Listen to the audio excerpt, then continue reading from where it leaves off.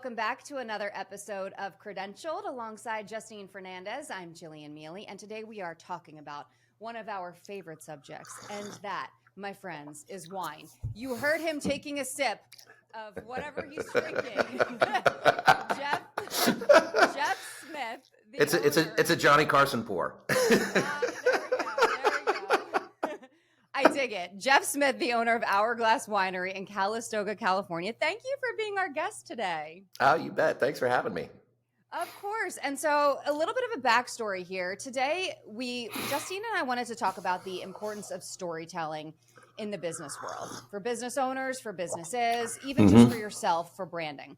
And when we were talking about how to approach the subject of storytelling, I said, I'd love to have Jeff on. For those listening, I got to know Jeff a few years ago, actually during the pandemic. I went out to your winery, covered a story there about a year after the pandemic had started, the shutdowns, but also in the midst of that, your winery suffered massive damage from a wildfire out there. I believe it was September of 2020, if I'm not mistaken.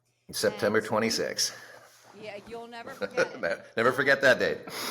Yeah. So when we were talking about storytelling, I thought, what a great story this is to talk about resilience, to talk about comeback, to talk about overcoming situations that you deal with throughout life as a business owner. So, Jeff, where would you like to begin with your story? You want to take us back maybe to how this winery all got started?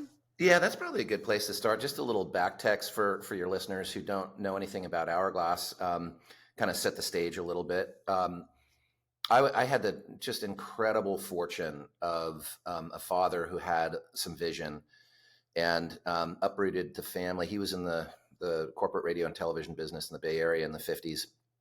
And in the 60s, he moved the family to the little town of St. Helena in the heart of Napa Valley, which in the early 60s was on nobody's radar. It was an ag town. It was very rural, and it wasn't the gleaming wine industry that you know of today. It was really a sleepy town. And so I had the opportunity to grow up there. My dad had a whole career change and decided to earn his living there by transacting real estate deals. And he just happened to be the right guy at the right time. About 10 years before Napa really transformed into what it is today. And because he was one of only two brokers at the time in the Valley, he was kind of the go-to guy that a lot of these aspiring vintners and interesting characters who are coming into Napa Valley went to find them a piece of property. And so I ended up as a kid growing up around the dinner tables of a lot of these families who had drifted into Napa Valley, and my dad had transacted their deals and become friends with them. And he became, more than just a broker. He was kind of their gateway into the community. So I had this unusual childhood of being able to grow up around all of these really, really interesting characters. And so in 1976, this piece of property came on the market in the town of St. Helena, and my dad thought it would be a really cool place to build a house. So he bought the property and eventually would plant the hillside to Zinfandel grapes because he just liked drinking Zinfandel, and he would farm the property and sell the grapes to his buddies. And it wasn't a big economic thing. He would cover enough of costs or to cover the farming costs, and then he'd get some finished wine as a trade. And that went on all through the 70s and 80s. I graduated high school in 1982, and I wanted to get the hell out of this farm town and go chase a music career. I had learned how to play guitar as a sophomore in high school, and I got good enough at it that I could write songs and go front an indie rock band. And so that's what I did. I moved to San Francisco. For 10 years, I fronted an indie rock band and into the early 90s.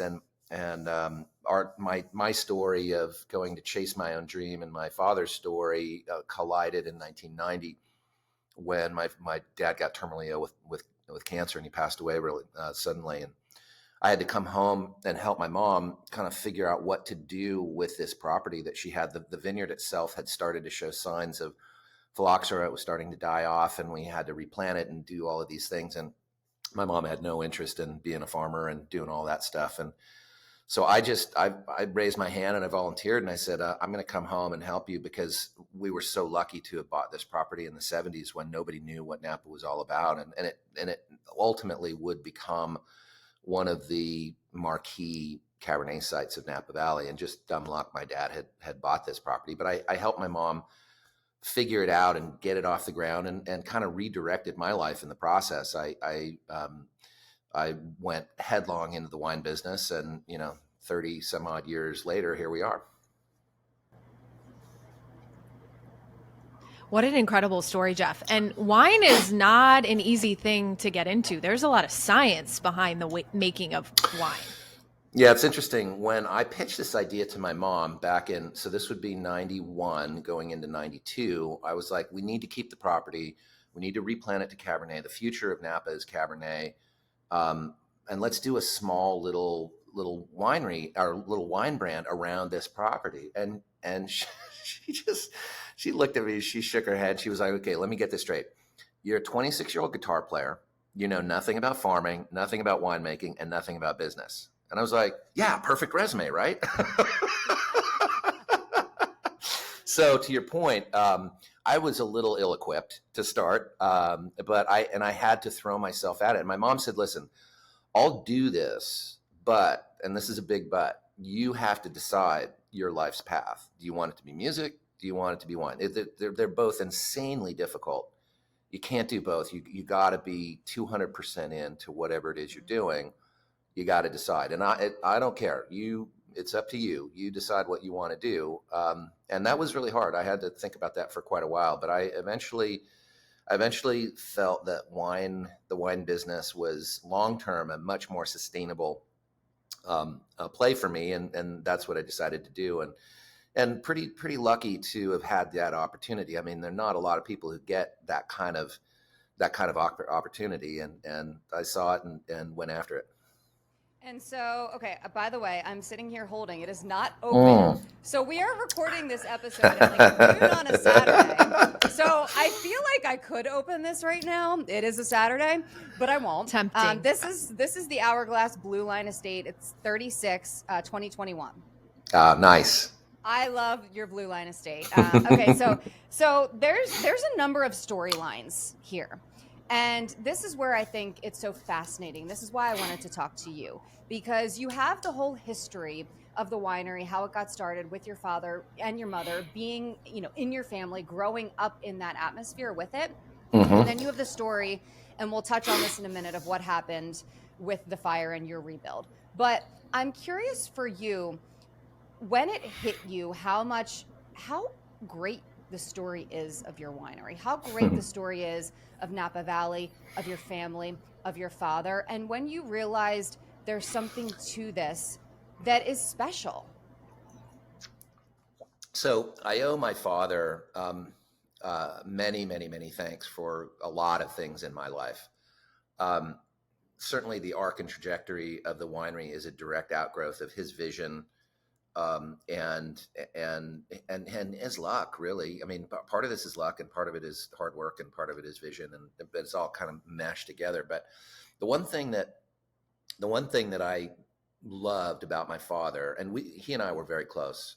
It was really hard when he passed, and it was a life-changing moment for me. But I have these incredible memories of being a kid, and we didn't grow up with a lot of means, and so we would do these, fun family vacations where we'd throw five. I'm the baby of five, so mom and dad would throw the 5 kids in the back of the station wagon and have these long drives to some, up to Tahoe or wherever it was we were going.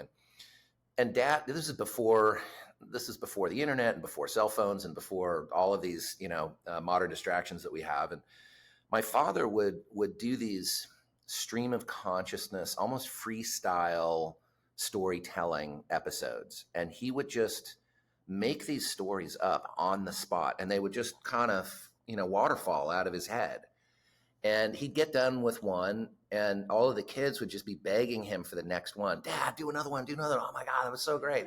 And so then he would do another one, and he would just sort of keep going. The art of storytelling, for me was a direct reflection back to my father and his ability to do this sort of freeform stream of consciousness thing and be super entertaining. And he was just a master at it. And so that kind of became ingrained in my psyche to where I became a businessman. Well, it flowed through songwriting first. You know, you got to be a good storyteller to be a good songwriter, right? So that's where it first entered my life. And then I took all of those disciplines, everything I learned in trying to launch an indie rock band, I've used in launching Hourglass and creating a wine business. And a great deal of that goes back to storytelling and being able to, you know, reach into your soul and pull out something interesting.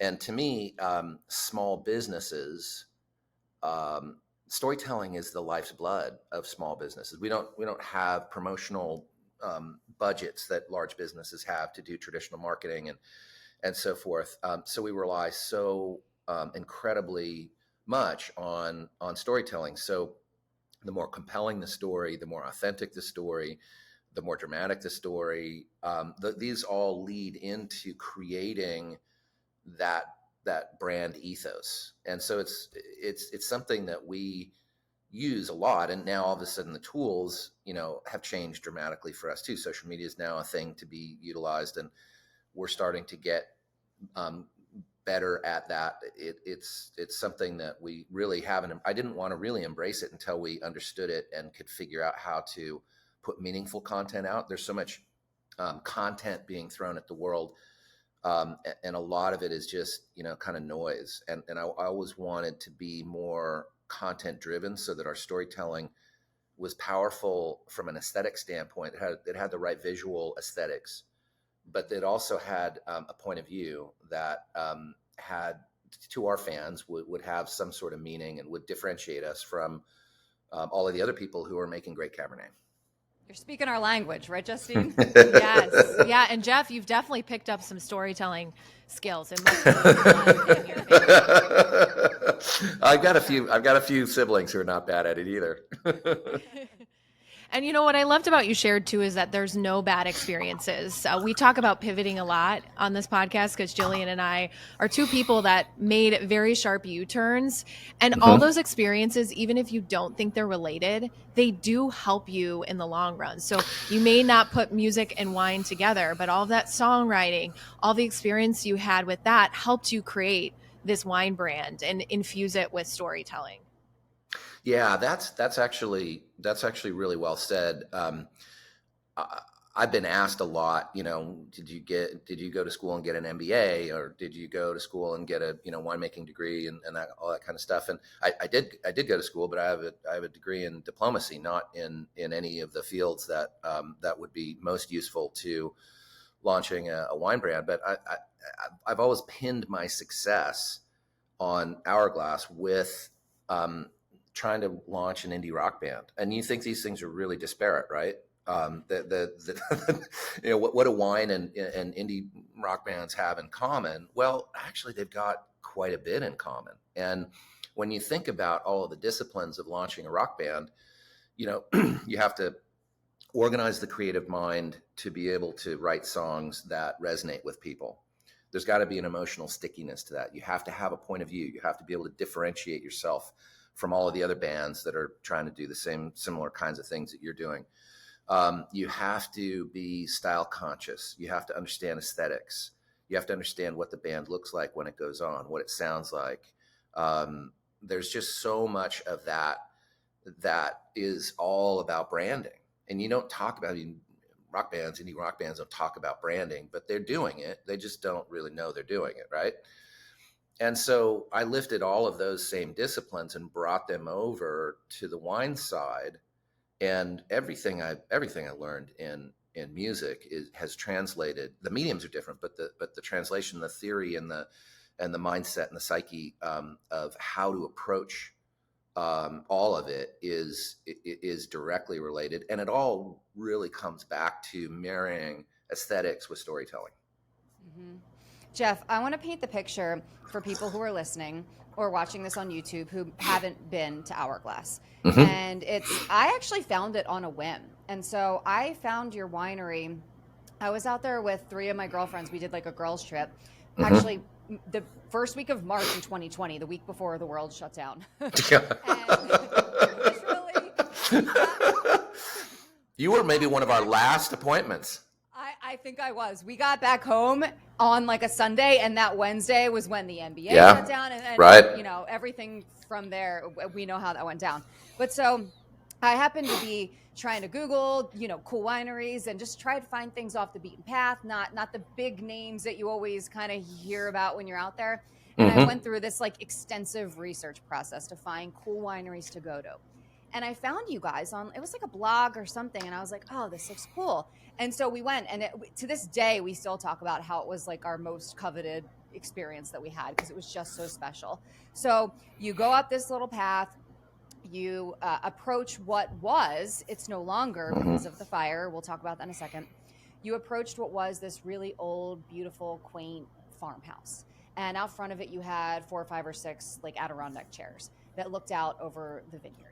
And up a walk up, you had all your vats, I guess you call them, right, outside. And then indoors, you have this beautiful cellar and cave. You have a wine tasting room in a cave. And it's just this spectacularly amazing and special experience. A lot of that was not affected by the fire. The cave is fine, correct? Still? Yep, it's still there to this day. And yep. Your farmhouse was destroyed. I was out there and I saw it. Talk about what happened on that day in September, and talk about how your story changed since then, because that was a really devastating fire. It was. The arc of our professional lives changed pretty drastically on September 26, 2020. I had been we were at the winery.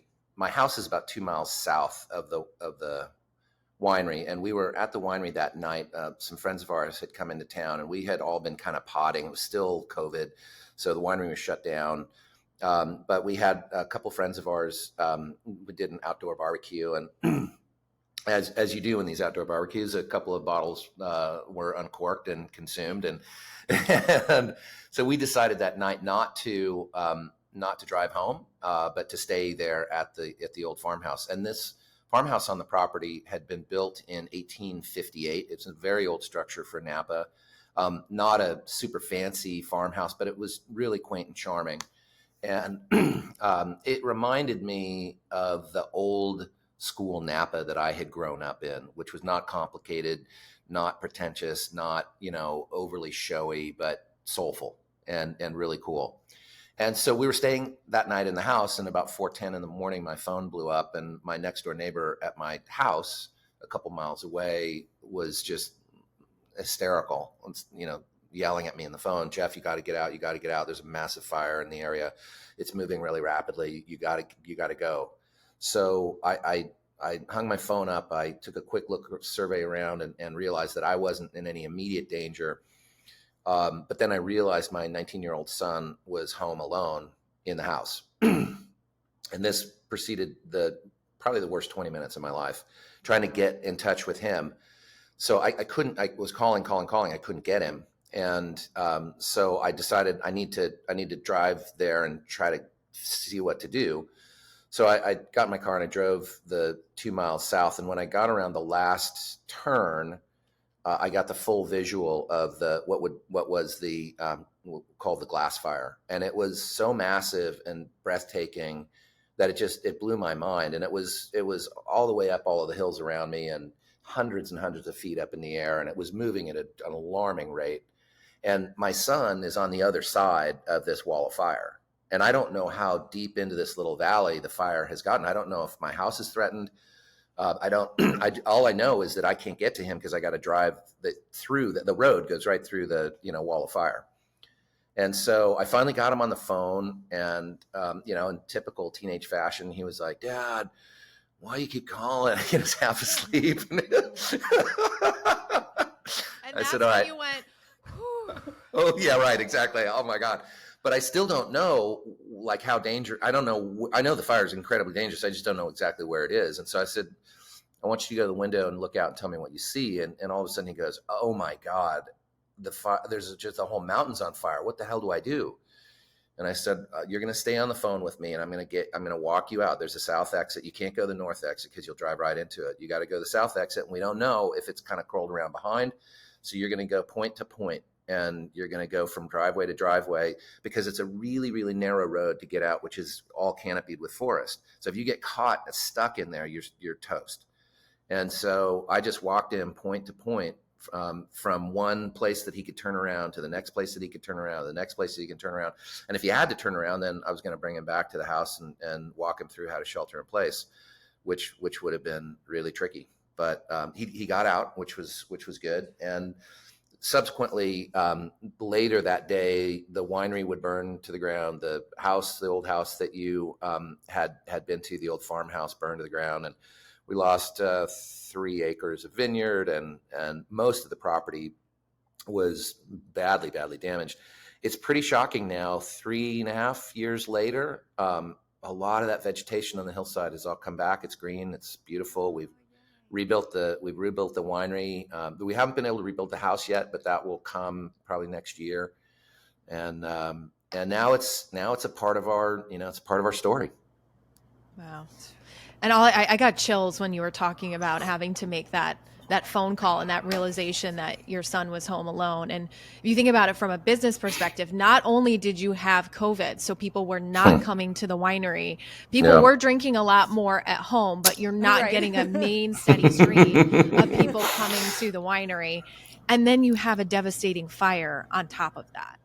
Yeah, it was 2020 kind of sucked. It was it's been a real, I mean, and it's been, we're going on our 4th year of recovery. We're not out of the woods quite yet. We're still, battling away with insurance companies and we're still, getting righted. I think this year, 2024 will be a more normal-ish year for us from a business standpoint, where we're not just writing massive checks along the way to fund our recovery. And I think we're kind of over the biggest of the hurdles. So, and it's funny. I was joking with somebody the other day about this. I said, no one in their right mind would write a sales and marketing plan that involved burning down their core, in our case, winery, the core spoke that everything, or the core hub that everything spokes off of. You'd never write a business plan to burn something down, but it works. Like in an odd, strange way. And Jillian, you were part of the reaction to this. You have a visceral connection to Hourglass, right? So I'd be interested to know what your reaction was when you heard that the winery had burned down. But it's emotional, right? It is. I was instantly like, we need to do a story on this because, well, from a news perspective, and you can tell me, I'd be curious to hear your take on this on the other side of it, Jeff, because from a news perspective, and Justine, I think you'd agree, when people suffer devastating losses, whether it be personal or business or both, stories can help them. Stories getting out, people learning of their stories can help. And so instantly I was like, I need to help. I didn't know you at the time, Jeff, because the first time I was out there before COVID hit, I hadn't met you. So we didn't know each other, but I was like, oh my gosh, this place is so special. The world needs to know how special this place is. What can I do to help? The story needs to get out there. And so I'm curious, does that help then? Like, does that storytelling help when the story is out? Well, so this speaks to my joke with who I was talking to. Like, no one in their right mind would write a sales and marketing plan that involved burning your winery down to promote the winery. And of course, you would never do that. But that is a powerful piece. It's a powerful story, right? It's very dramatic on so many different levels. And so the silver linings in this, in some respects, are exactly what happened. You reaching out and saying, oh my God, how can we help you? Can telling your story help you or help others or whatever? And the answer is absolutely. We will have much more with Jeff on the next episode of Credentialed, including his advice to other business owners about how powerful storytelling really is and how it can help you. See you next time on Credentialed.